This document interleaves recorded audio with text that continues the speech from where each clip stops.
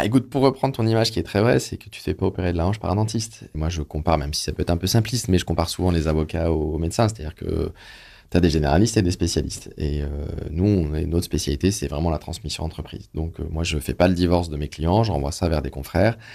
Et on l'a vu dans certains dossiers où, quand on a en face un avocat qui, certes, connaît l'entreprise depuis très longtemps, mais qui fait surtout son recouvrement ou son contentieux et qui, malheureusement, fait pas de transmission au quotidien, bah, ça part souvent au clash. Pourquoi? Parce que quand on a un avocat en contentieux, c'est pas du tout une critique, hein, parce que j'ai fait beaucoup de contentieux par le passé, mais qui a l'impression qu'à chaque fois qu'on négocie quelque chose, on essaye, si tu me passes l'expression, de lui faire un peu à l'envers, ça colle pas. Et donc, moi, il y a quelques années, j'avais eu le cas d'un client qui faisait une croissance externe. Et en face, on avait une avocate qui faisait que du contentieux, qui en plus était la fille du cédant.